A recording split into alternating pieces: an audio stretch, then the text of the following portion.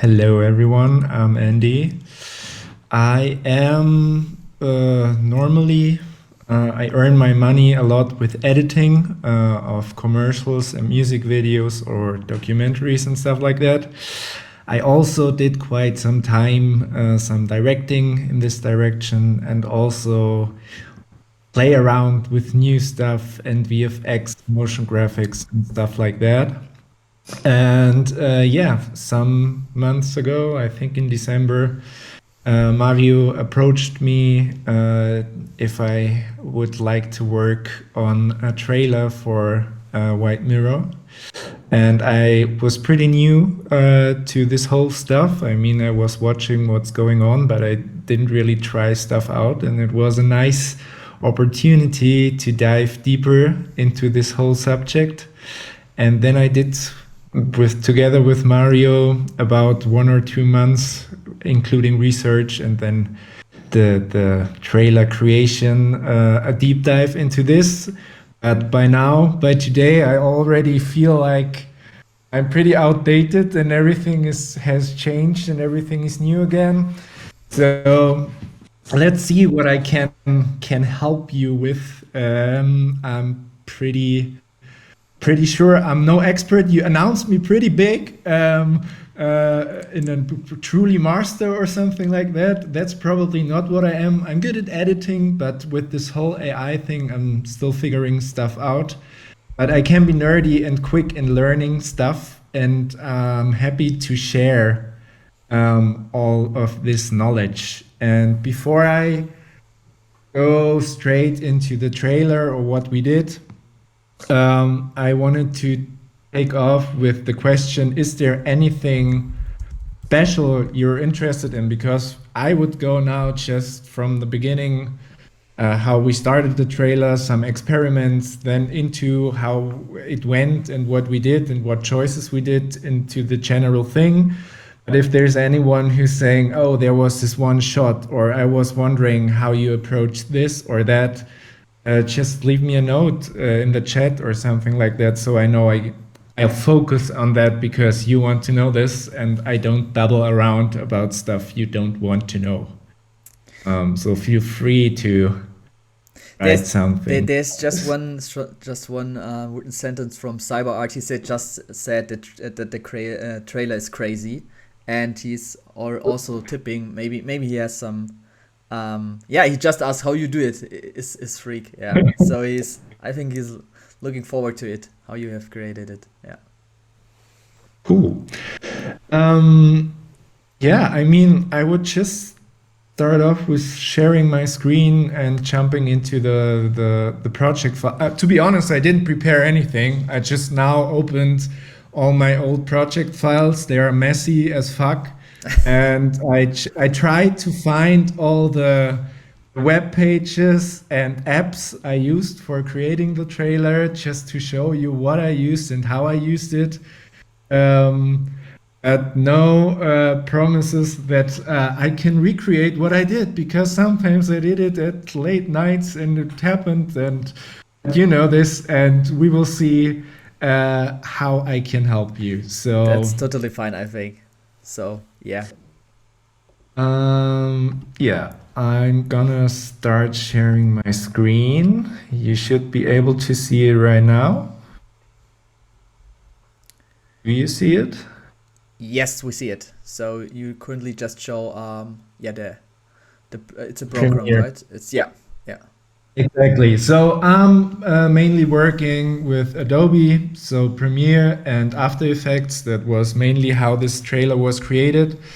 But I'm trying to show you today kind of more the principles I used and won't go too much detail into how I did it exactly in Premiere or After Effects, because some of you guys work with different applications, and I'm trying to explain it to you so you can do it in those applications too. So yeah, how did we start? To be honest, I normally start my trailers or my stuff with the sound rather than with the pictures. and build a construct around what mood or sound I want to create. And the big thing in the beginning was what do we even want to tell? That's the creative question in the beginning. And Mario told me, yeah, okay, there's this community and White Mirror, and we want to show off a little bit, to show off what AI can do, and to impress people who are also out of the arts to see this and be like, what, this is possible already with this stuff, so let's dive into this. One second. Somebody can't see the screen. Yes, for some reason. Either. But I see it, so can you may just try to reshare your screen, because I see it. So yeah, Dana and Dr. Moonhead, may you can rejoin. Just CyberArt wrote the screen very small, but yeah, try to rejoin the AMA channel. Of course, for me it's working, and maybe Andi, you can just close the sharing and yeah, just try to reshare. Do it again. Stop sharing. All right. Yeah. Try this. Share your screen. Entire window. Share.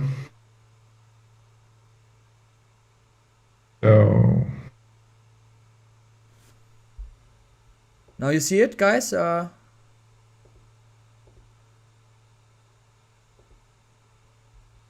So you should see Premiere.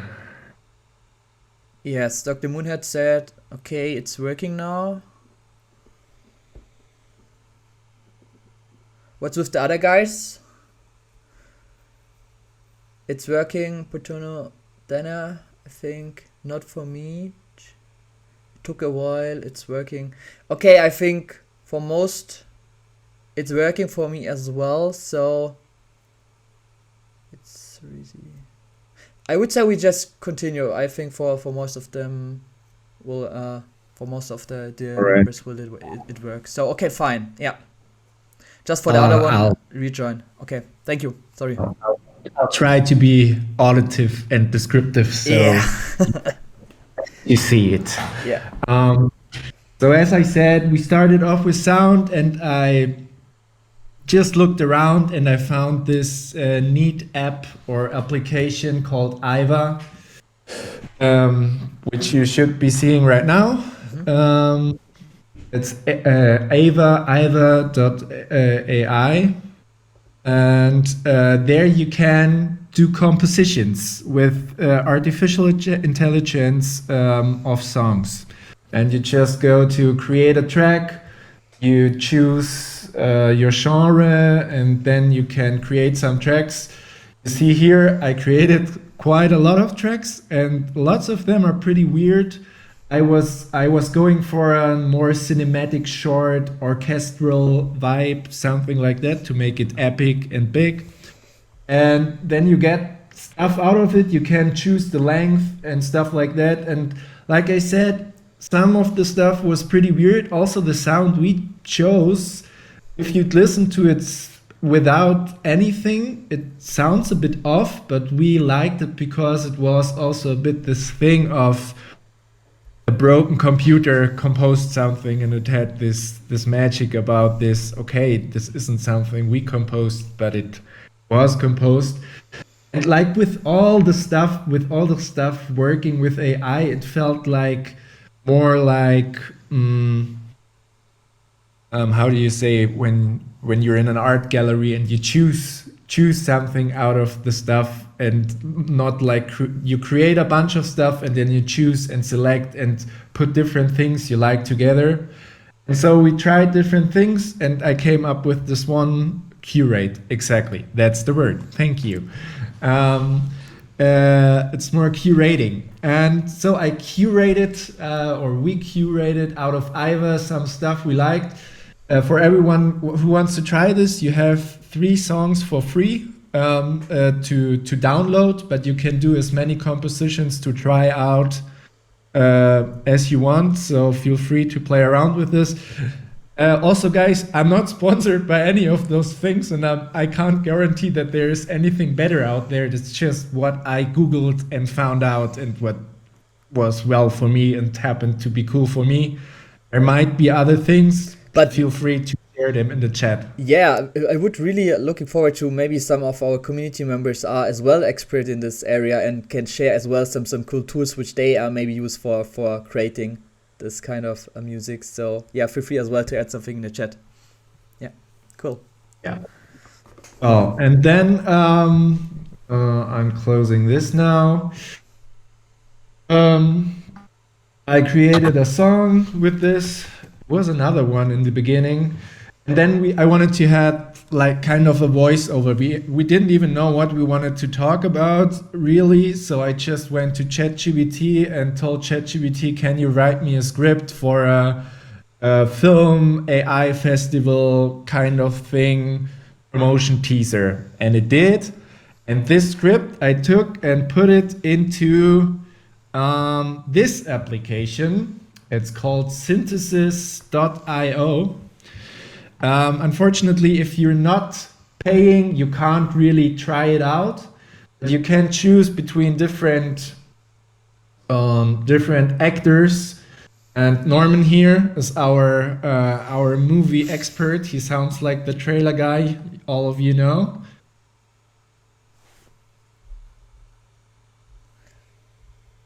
And what you can do I there think is you just have to, as well to enable the sounds that we can hear your desktop sounds. I think it's as well a shit. Discord How do I setting. do this? Input device voice settings. Let me see. Is it then default microphone build eShare audio? But I think it isn't that tragic. So if as well you can just post in the link into the chat, and then as well the community member can listen it. Exactly, that's a good idea. Let's work around. So if you want to try out, here's a link to this one for the complete guide. I'll also post either into here, so you can use this too. And then the thing with those voices is they're normally made for, I don't know, business presentations or stuff like that. So mostly they sound boring, but you have to find your ways to figure out how to play with it. So you're going to start to write weird. So you write hi, 3 exclamation marks, point, point, point. How are you? To make it more vague, to make it more like in spoken language, with us between it, or ha ha ha, or stuff like you're playing around phonetically, I guess you could say like that. And then you just cut out the pieces that work for you and put them together. And what we did, I'm assuming everyone knows the trailer. I hope, because otherwise I'm going to talk about something you don't know. If you haven't seen the trailer, just watch it right now while I'm talking and look at what we did. But I took those and tried to make it quite human. And we tried to make a vague story about something that happened and changed everything. So we did some commentaries of people, like they were interrogated of somebody in the future. What was it like back in the days? And they're like, yeah, this and that happened, and it felt like this and that. And to combine this with then pictures we created also with artificial intelligence was kind of the main idea, to get into this trailer vibe where you have the feeling, okay, there's actually a world building around this, but the world is so diverse and weird and could be in any style. something we haven't yet, so it's something in the future. That was kind of the main idea of this trailer, to get into this world. And after we had kind of this this vibe parallel, we started to play around with pictures. The big problem right now, not so anymore, but at this point, was all of the, or most of the image generators just did pictures, so still frames of pictures. And we played around, how could we make those pictures move? And a technique which is mostly used in this trailer is something I copied of Paul Trillo. He's also now one of the ads of the teams in White Mirror I just saw. Because if you don't know him, check him out. He has a pretty nice Instagram channel where he shows how he's doing stuff, explanation videos, mainly with Runway. I don't know if he's connected to them. There's a question: how Yeah. long did it take me? It took me about 2 weeks in overall. So it was, I mean, research was loosely 1 or 2 weeks, sometimes at night, but creating the trailer was 1 week. And Paul Trillo, Instagram. I can chat. 1 sec. I just will look for it because we have as I've announced it. got it. Ah, okay, perfect.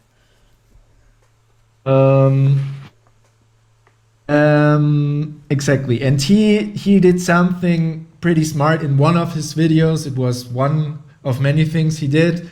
But he did image sequences, and of 5 or 8 images he created frame by frame, and then put them as an image sequence into his movie program, and told the program, this is not 8 frames, but make it slow-mo and make it 60 frames or 100 frames. And the artificial intelligence created the frames in between and made it look like it's floating. And this is a technique I used because I wanted to take Midjourney.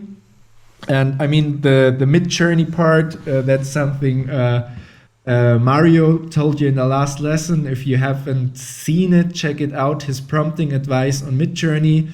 He created a lot of pictures, and what we found out while creating them is that if you create those, you always get this 4 variations.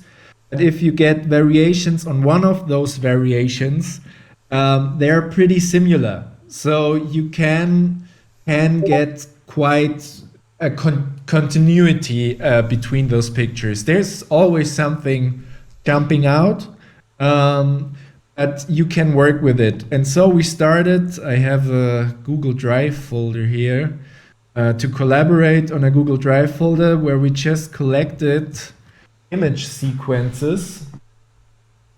Okay, this is here stuff you shouldn't see, but whatever. Let's make it like this. And we had different folders for the different pictures. Here's now Iron Horse High. High is for high resolution, because before we did it high resolution, we rendered out those pictures low resolution. I get into this later more detail, but you can, if you get those 4 tiles of pictures in Midjourney, you can post an envelope emoji beneath them, and you'll get in your private chat those 4 pictures in low res. So you don't have to upscale all of them and wait a long time to use them, but can work like with proxies, kind of. And if you like your result in the end, you go back to your Midjourney bot and upscale all of them. So we had low res pictures in the beginning, then upscaled all of them in the end. If there is a concrete question to how to do this, I can show it to you later if there's time. But then we had here those folders, and That's pretty much how most of those images work. It's just image sequences. Also, what is this? This is the bloom, creativity bloom. What is this? This is something that we didn't use. And sometimes we needed about 8 or 10 pictures, and sometimes we just used 2 to morph between them.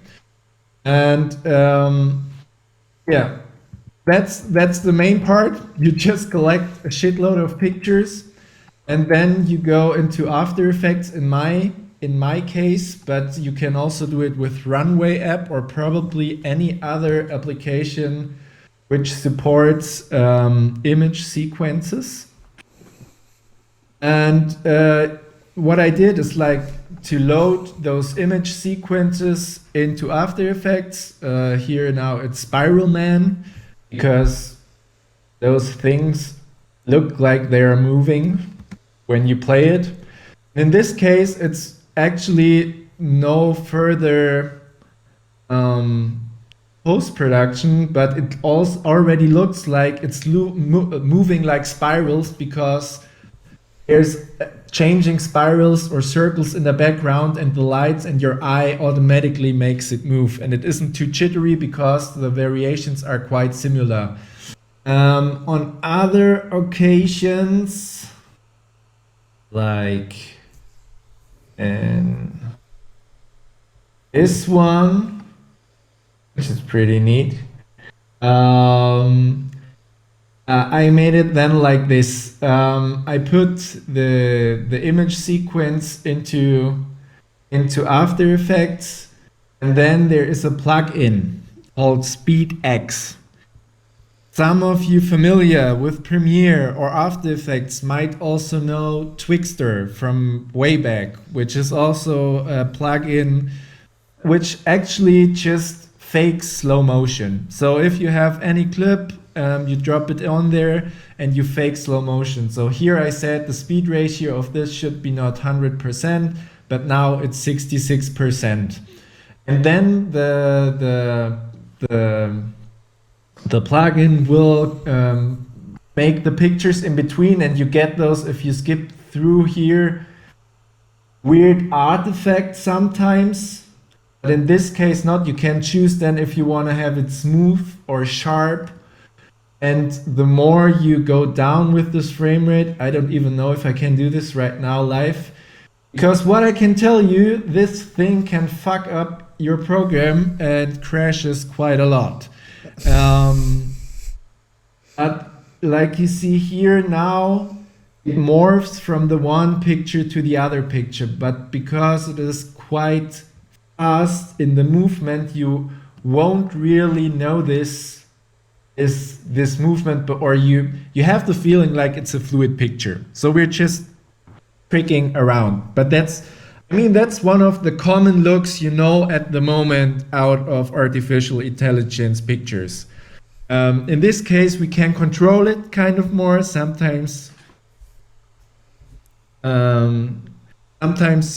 you have it more flickery, and sometimes you want to have it more fluid. In case of, for example, this thing here. That's one of the first shots I did, and let me just go here, where I started off with. Water is pretty good for the fluid thing because it looks like the sea is moving. And I did a test with the DeLorean in the water. Why ever I did this, but I wanted to have something quite atmospheric. And this was how I noticed, okay, there's something in this technique, and then you just play around with the speed.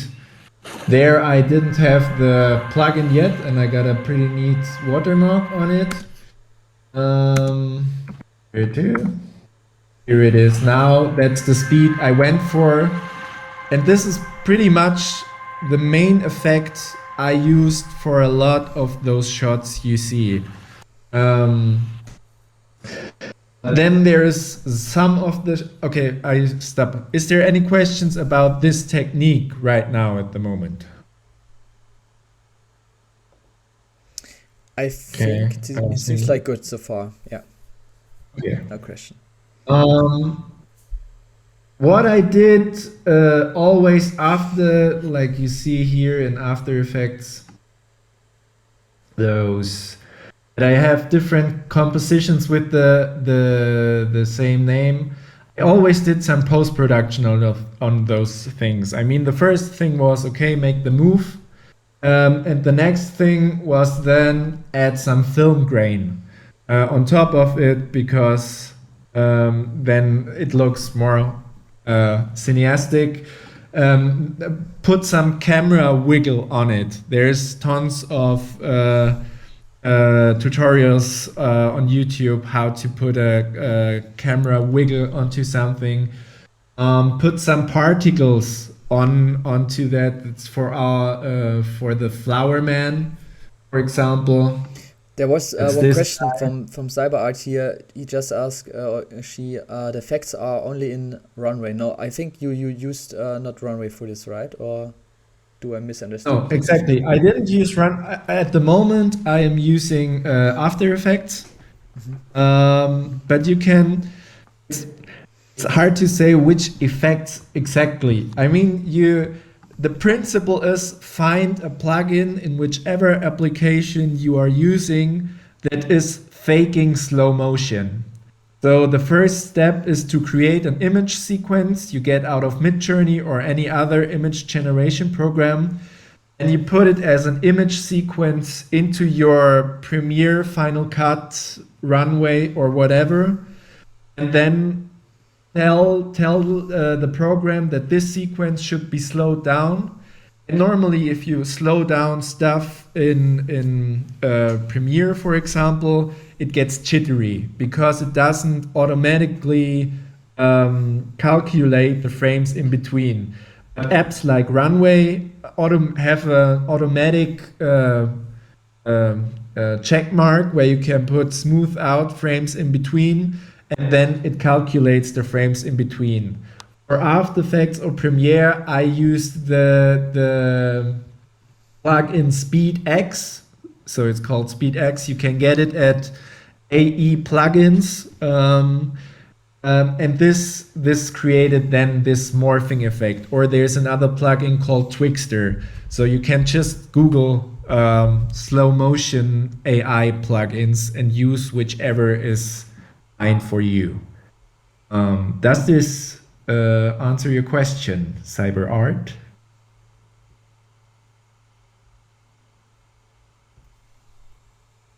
I assume it for now, and if you have any other questions, just put them into the chat. Okay, cool. And there's another plugin, and there's a lot of different plugins, and you can approach it, I guess, also with Google upscaling. Upscaling is a big thing in AI art because most of the pictures you generate are often not big enough to be used as a print or for a 4K video or whatever. But fortunately, we have, yeah, that's the plugin, exactly. And there's like the same company has also the plugin Scale Up, I guess. It's also on AE Scripts, which is for Premiere and After Effects again, and scales up your images from HD or low res to up to 4K. There's again a shitload of programs. Just Google them, try them, look at reviews, and take the one you like. I just went with Scale Up, and it worked pretty well because it was included. So I could use it in After Effects and Premiere and didn't have to go into a browser, upload something, get it back, and use it then. That was why I used Scale Up. It was integrated in my environment. And I did this with all of the pictures, or mostly all of them, because otherwise it would be a quite blurry trailer.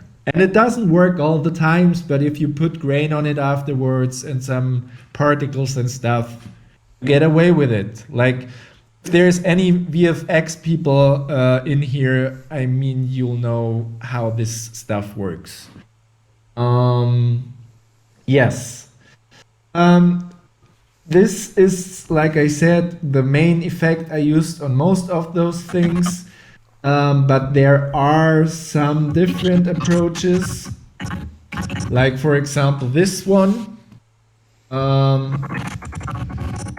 This is a totally generated video with an application called dForum.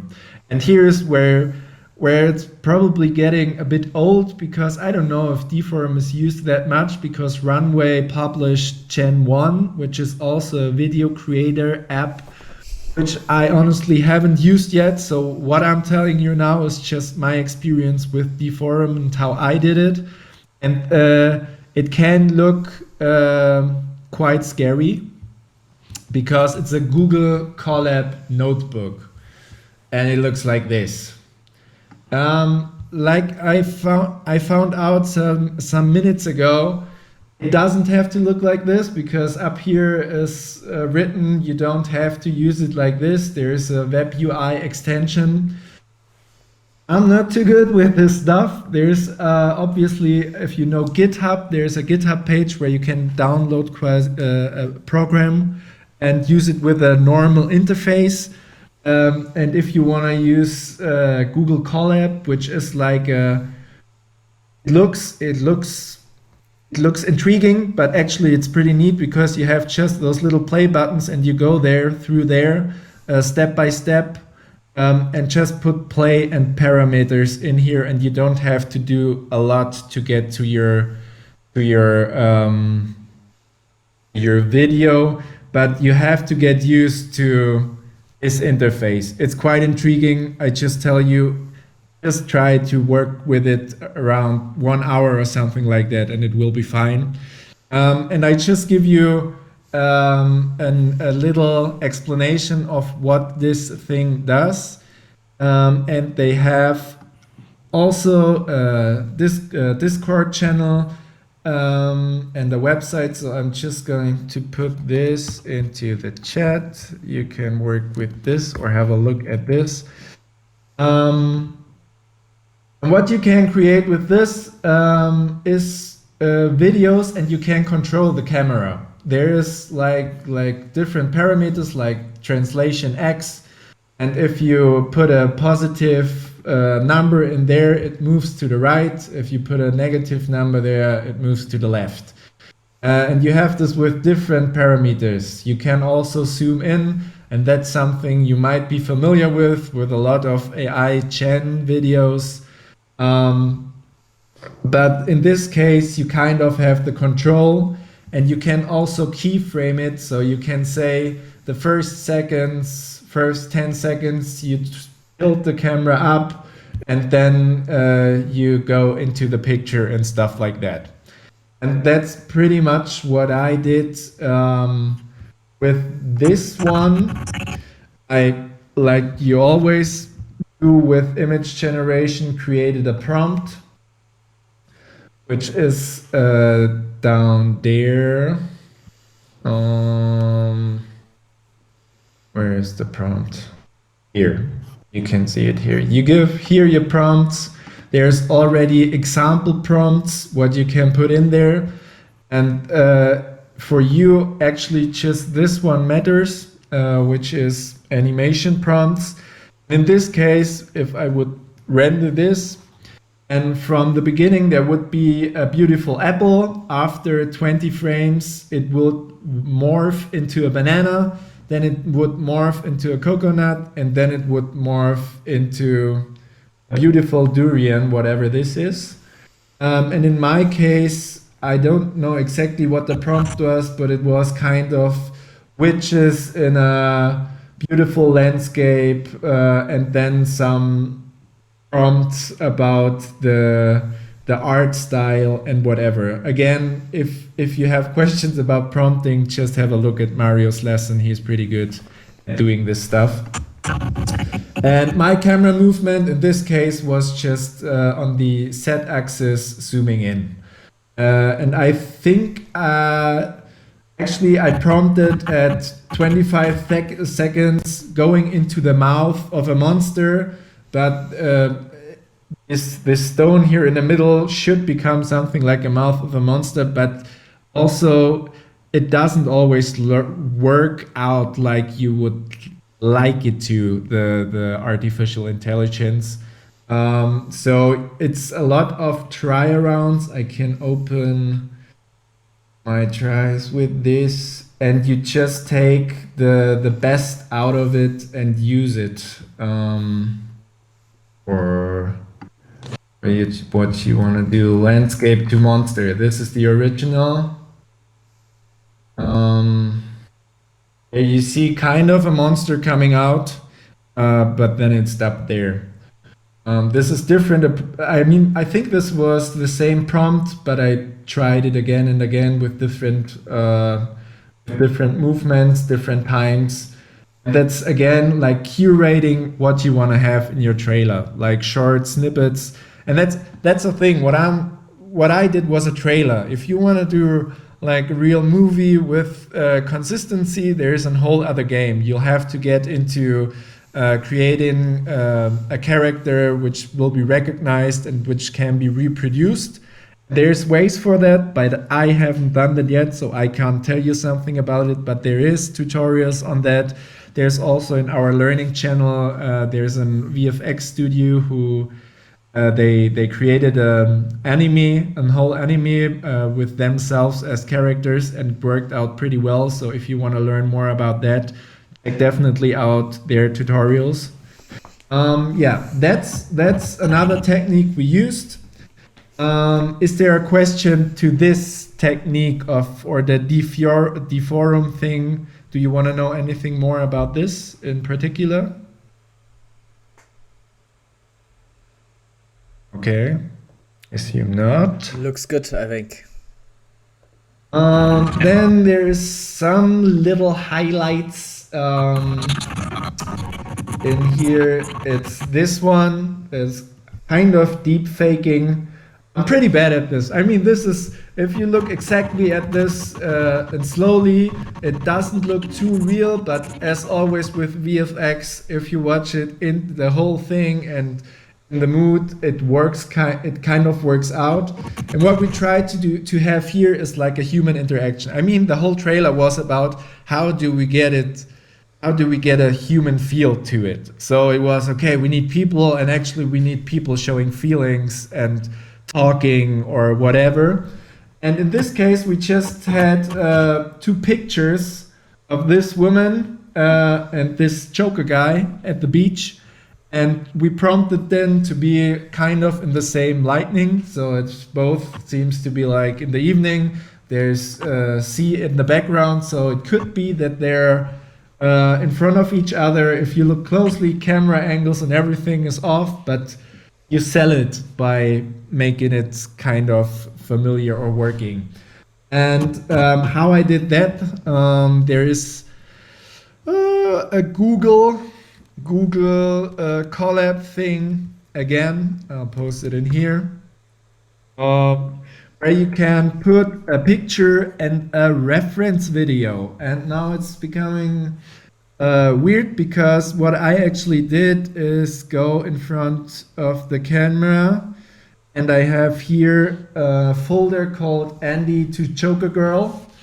So on the right you see her, on the left you see me, and I created an image sequence where I just look and open my lips and don't do a lot, but I do stuff. And what this, like you see, I just tried to open my mouth a little. Because what I noticed, if you exaggerate it, it won't work. It will break the image. But simple movements, like just a little bit of moving the head or blinking, is enough to sell a still frame as a video. And so I put me into this application, and what I got out is somewhere here, and from VFX, like I said, it's a mess. I'm sorry. Joker girl. That's her here. I mean, there's already grain and stuff out, but that's the one nice moment I got out of a lot of trash of this Joker girl thing. Is there another one? Yeah, here that's the Joker, I think. This is the sequence I recorded. And this little moment is what you get out of it. It's just blinking. But it's enough. I mean, it looks like he's living. And for anyone who wants to go deeper into this, the things I got out of this Google Colab thing aren't too good, but luckily there is another free software which is called EB Synth, which I will put you in here,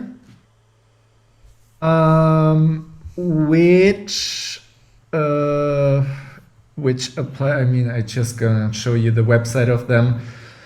You can put a style onto your video, and what I did is I used the movement out of the Google thing I got of the face where my face was the Joker face was moving, and just took again the image of the Joker and applied it as a style on the whole video, and it cleaned up kind of the video and the mistakes and made it possible. So I had a little part where the Joker seems to be moving quite real. Again, I could do a whole tutorial about this. If you have any further questions or deeper questions, just tell me. Otherwise, I'll just go on with, actually, I don't know if there's another technique. There's one other technique I used, which might be quite interesting for you guys. I'll have to open another After Effects project for this one though. So is there any question to this technique of faces moving?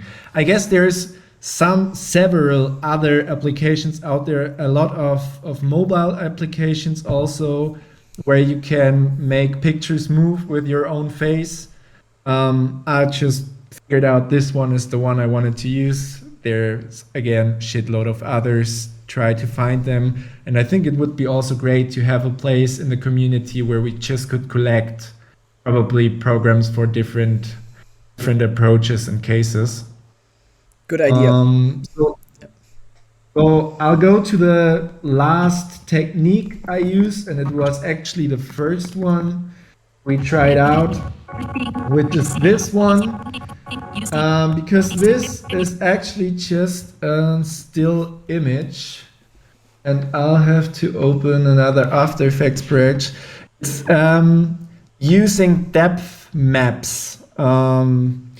Who doesn't know what this is, just write it down, depth maps, and I'll show it to you shortly after I open the project I want. Open project, save, yeah, whatever. And so you can afterwards manipulate an image and take a digital camera and make it move and have depth of field. And in this case, we have, wait for it, this is the picture we had in the beginning. So this is something Mario prompted, and I made this one out of it. So now you see it blurry because it's rendering, as this effect is quite intensive. Let's see if I can show you something more in progress. Yeah, that's the problem with those apps. They are quite intense for the computer. I'm just trying to get you a depth map. This is a depth map, and there is artificial intelligence which can give you the depth map out of a picture. Again, here I used a plugin called Depth Scanner. It's again on AE plugins. But there's also an application of Google or whatever. And what you do there, put your image, which in this case is this guy, into this plugin, and the plugin then will give you something like this. And this tells you what is white is more in the foreground and what is black or gray is more in the background. And if you feed this information to a digital camera, like in this case, the camera then knows if you have depth of field, so something which is far away gets blurry and what is close to the camera or at the focal point is sharp, and can play with this depth of field. And that's what I did in this case here, because we start with the sharpness right here, and back there there it's blurry, and then I animated it or keyframed it so that the sharpness is going back to the sun. It also did some 3D camera movement to make it look like a drone shot in the morning. Then again, I added a lens flare onto this, fake lens flares, something VFX guys know to do a lot. Also shitload of tutorials on the internet about this. And put on some grain, and it looks like a simple drone shot in the morning, and was actually just a picture of a landscape. Yeah, that's a quick run through of what we did with this trailer. I hope you took anything out of it. I don't know if it was too confusing. One thing maybe, this slow motion effect I showed you with many pictures is also working pretty good with just 2 pictures if you do it really, really slow. Because in this case of the dinosaur, it looks like he's just changing his face, but it's actually 2 pictures morphing into each other. And you see the nostrils are getting smaller, and his face is moving a little bit. And so you can, again, just short moments, but can make pictures move and have the impression of, oh, something is happening there. Yeah. Nice. I mean, there's this. Here is again one shot, but this is actually pure VFX. I just had this burger, and I had an After Effects file where I masked out the pupil and made it move, and masked out or rotoscoped the whole burger and made it wiggle a little bit and stuff like that. This is clean VFX actually, but that's also something you can do out of those pictures you create with Midjourney. And there's another, sorry, I'm really confusing right now. There's another technique. There's a boxer in there. Where is he? Here. This is actually what Gen 1 is mostly used for at the moment, I guess, because you feed a reference video into the program and then prompt it. Actually, this was a free footage out of a site called Pexels. Pexels is a stock site of free stuff, and there was a boxer in a hall. I don't actually know if it's beneath there. No, that's another picture. I can see if I have the references here. Take a boxer reference. It could be this one. Yeah. So this is the original image I had, and then I just prompted onto it cyborg, robot, cyberpunk, whatever, and got this sequence of a robot boxing. And I also did this with Deforum. So the collab sheet I showed you before, you can enter video references in there. But there, like I said, there is the new Gen 1 thing, and it actually does that. way simpler, I guess. There's a real interface and you can tweak stuff around. So if you want to play around with this, probably go to this Gen 1 thing. But the forum, I think you can do a pretty neat deep dive in there too. Cool. Yes. Nice, Oh, Andy. So I think we have just learned really a lot so this session. So I think you just showed us 4 or 5 different techniques. So really impressive. So because for me as well, it was really impressive because I'm totally new by what's happens regarding this video production. So I've as well learned a lot, and hopefully as well our community learned something. So just to wrap it up, I would ask one more time: is there some questions left from the community which you want to ask to Andy? And yeah, if not, then I would say we can close the session. But there, I think major chance is changes at typing. So let's wait. Maybe there's it just says okay. Really impressive. Yeah. So welcome.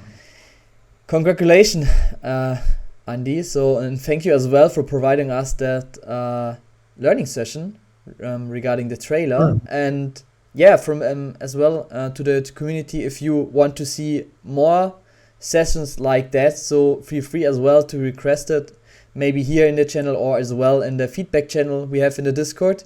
And as well, if we have some talented members in our Discord community and you want to share some knowledge, we are always open for such kind of cooperation. Just feel free to reach out to me and we can provide you as well the stage like for Andy, and you can show your talent to our community. So yeah, it's always open for that kind of cooperation. Yeah. And if there's any further questions afterwards, I mean, I just shot at you like crazy. Feel free to ping me anywhere in the learning channel or privately, and I'll happily explain or point you to the sources which will help you to create something similar. Yeah. Cool. Then thank you, Annie, again, and thank you for the to the community for joining our session. And as we discussed, we will record it and as well publish it next week on YouTube again, like the session before. And beside that, I wish every one of you a good start in the weekend and see you next time. Ciao, Bye, guys. ciao.